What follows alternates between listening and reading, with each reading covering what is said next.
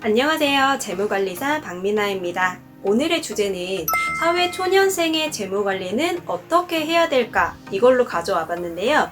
찍기 전에 제가 유튜브 영상을 몇 개 봤는데 보통 사회초년생은 월급 50%는 무조건 저축해야 된다. 70%는 저축해라. 아니면 사회초년생은 3년 안에 5천만 원 모아야 된다. 이런 내용들을 이거 수학 공식처럼 얘기를 하시더라고요. 어떤 분은 90%까지 저축했다 이렇게 말씀하시는데 보면서 저는 그렇게 할 수 있었던 그분들이 되게 부러웠어요. 이렇게 하려면 현실적으로 내가 돈 벌어서 집에 생활비 안 들여도 되고 부모님이 해주는 따뜻한 밥 먹으면서 그 집에서 출퇴근하면 가능한 거잖아요. 온전히 내가 월급 100%를 자유롭게 쓸 수 있으면 방금 한 얘기들이 가능할 거예요. 근데 이게 각자 상황이 다 다르잖아요. 부모님이랑 같이 살면서 그대로 출퇴근하시는 분들도 계실 거고 저도 집이 일산인데요. 예전에 강남으로 출퇴근할 때 그 강변북로 한번 막히면 출퇴근만 4-5시간이 걸렸거든요, 하루에. 그래서 이 사회 초년생분들은 자취하시는 분들도 많죠. 근데 혼자 살면서 월세랑 관리비, 핸드폰비, 교통비, 식비 이것저것 다 쓰면은 금방 통장이 통장되는 분들 많잖아요. 이게 숨 쉬는데 하나하나가 다 돈이에요. 당장 휴지 같은 것도 왜 부모님이랑 살 때는 막 이렇게 둘둘둘둘 풀어서 쓰다가 나 혼자 살 때는 막 2칸씩, 4칸씩 끊어서 쓰잖아요. 그 와중에도 진짜 찐테크로 돈을 모으시는 존경스러운 분들도 계시는 거고 또 기숙사 생활하시는 분들도 있으시고 이렇게 똑같은 인생이 없고 각자 이 처한 상황도 다르기 때문에 획일적으로 똑같은 내용의 돈 관리를 얘기하는 것도 잘못된 겁니다. 특히 사회초년생의 돈 관리가 중요한 이유는 이 시작부터 첫 단추를 잘 끼워야 되기 때문이에요.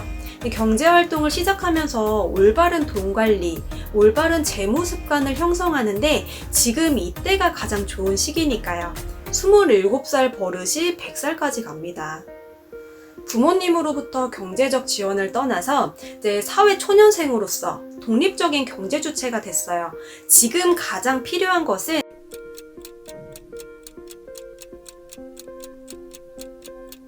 바로 체계적으로 내 돈을 관리하는 힘, 그 역량을 길러나가는데 중점을 둬야 합니다.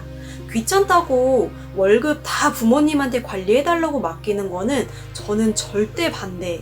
스스로 해야죠. 자, 스스로 관리를 해보겠다고 마음 먹었으면 먼저 사회초년생 때 주의해야 될 것부터 말씀드릴게요. 내가 본격적으로 돈을 벌기 시작하면 여기저기서 유혹이 많이 들어와요. 일단 상품 가입 유도, 연금 미리부터 가입해야 된다, 변액보험 가입해라, 종신보험이랑 상조 등등, 또 신용카드 만들어라. 사회초년생은요, 실비는 무조건 가입하는 게 좋습니다. 그리고 내가 어느 정도 좀 안정적인 직장이고 오래 다닐 회사다 하면 사망보장 말고요. 상해 질병 위주로 보장되는 보험, 보험료는 내 급여에서 8에서 10% 정도가 가이드라인이에요. 그리고 손해보험사 쪽으로 가입하시는 게 유리합니다. 사회초년생은 이직이나 이런 경우가 잦을 수가 있기 때문에 장기적인 것은 꼭 고려해서 가입하셔야 됩니다. 연금은 너무 빨리 가입하는 건 저는 좀 추천드리진 않습니다. 사회초년생은 단기적으로 돈 쓸 일이 많아요. 그런데 큰 목돈이 장기적으로 묶이게 되기 때문에 나중에 후회할 일이 생기더라고요. 보험이나 은퇴 준비는 좀 빠르면 빠를수록 그 비용을 줄일 수는 있지만 너무 성급하게 뭘 하려고 하면 탈이 날 수도 있어요. 그래서 충분히 그걸 고려해서 결정하시고 종신보험은 위에 카드 영상을 참고해주세요. 그리고 변액보험은 차라리 펀드를 가입하시는 게 낫습니다. 이제 사회생활 시작하는 분들이 가입할 적절한 상품은 아니에요. 또 신용카드보다는 체크카드를 사용하시는 걸 추천드리는데요.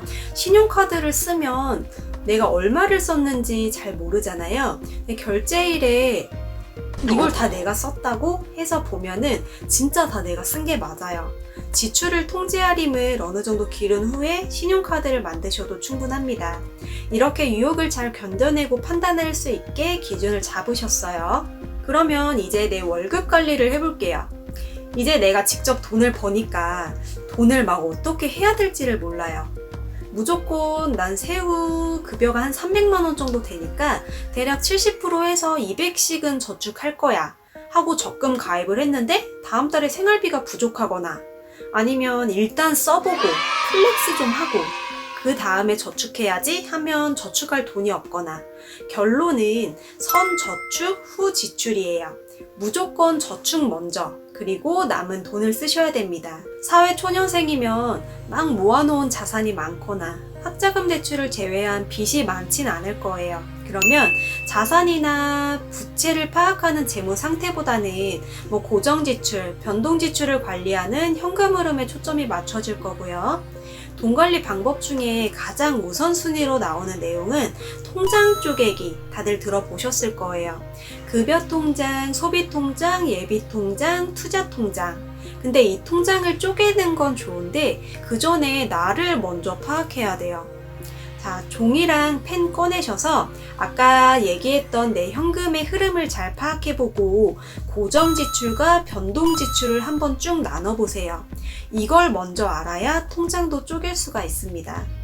고정지출은 매달 고정적으로 나가는 지출을 뜻합니다. 내가 임의로 조정하는 게 어려운 거, 월세나 관리비, 공과금, 이자 상환액, 세금, 보험료 이런 내가 지금 현재 조정할 수 없는 거를 고정 지출이라고 하고요. 그리고 변동 지출은 내가 임의로 조정이 가능해서 금액이 변할 수가 있는 거예요. 식비나 의료비, 교통비, 교육비, 통신비 아니면 부모님 용돈이나 경조사비까지 포함될 수 있습니다.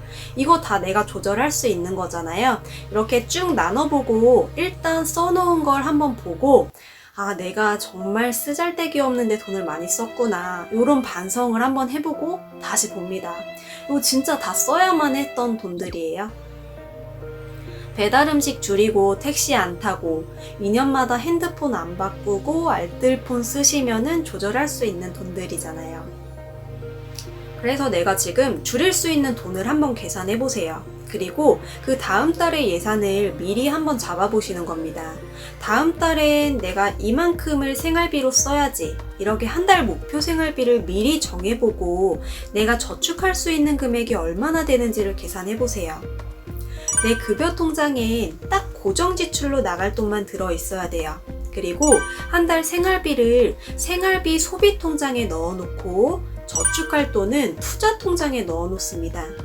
이제 통장 하나 남았죠. 여기서 중요한 건 예비 통장이에요. 비상금 통장, 비상 예비 자금이라고도 하는데 아까 내 한 달간 고정 지출이랑 변동 지출 계산해 보셨죠? 이거에서 20대 가이드라인은 이 금액의 2달치 정도를 비상금 통장에 넣어두시면 됩니다.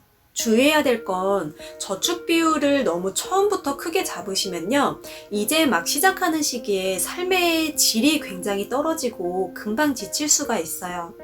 사회 초년생이기 때문에 좀 시작부터 빡세게 하는 것도 좋지만 마인드와 습관을 잡는 게 훨씬 더 중요하고 특히 저축은 짧게 1년 만기 정기 적금으로 그 만기 때 적금을 타는 기쁨도 느껴봐야 돼요. 그리고 풍차 돌리기 저축으로 매달 만기 적금을 타실 수도 있겠죠. 그리고 이건 제가 많이 쓰는 방법인데요. 내가 뭔가 사고 싶다, 지르고 싶다 하면 딱 하루만 미뤄서 생각해 보세요. 정말 내가 꼭 필요한 물건이다 하면 사는 거고 하루의 시간이 결제를 방지해 주는데 효과가 굉장히 큽니다. 그리고 투자 통장에서 저축하고 어느 정도는 꼭 주식이나 펀드를 투자해 보시는 걸 추천드립니다.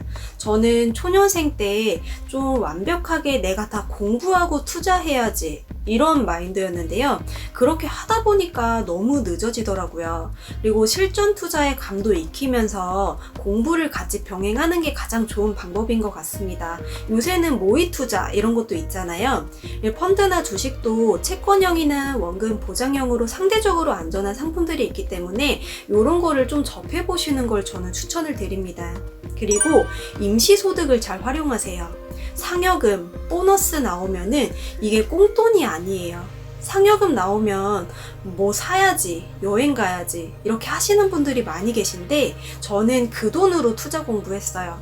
이게 쌓이고 쌓이다 보면은 다른 사람들과 갭이 많이 커집니다. 청약통장도 가입하시면 좋은데 청년 우대형 청약통장으로 가입하시면 되고, 단기저축은 은행의 정기 예적금으로, 그리고 좀 중장기로 가져가겠다 하면 펀드나 주식으로 조금씩 투자 영역을 넓혀 가시는 게 좋은 방법이고, 비상금 통장이나 현금은 CMA, MMF, 수시 입출금 통장에 넣어두는 거를 추천드립니다. 마지막으로 말씀드리고 싶은 건 내 주위 사람이랑 나랑 비교하지 말고 내 자존감이랑 가치를 높이셨으면 좋겠습니다. 그리고 꾸준히 자기 개발을 하셔야 돼요.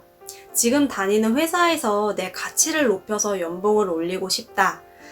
제가 회사 생활 해본 경험으로는 내 가치를 아무리 올려도 연봉은 쉽게 잘 안 올라가더라고요.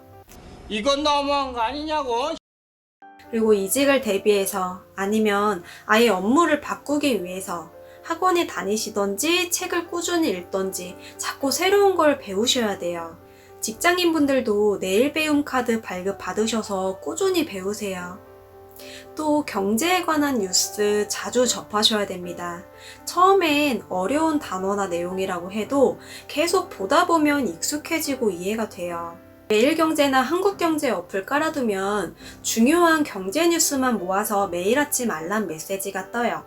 그거 시간 나실 때 틈틈이 보시면 도움이 되실 거고, 또 출퇴근 시간, 자투리 시간에 팟캐스트 손에 잡히는 경제, 이런 경제 방송 짧으니까 중간중간에 들으시면 많이 도움이 되실 거예요. 이렇게 처음부터 욕심내서 하는 것보단 이제 시작이잖아요.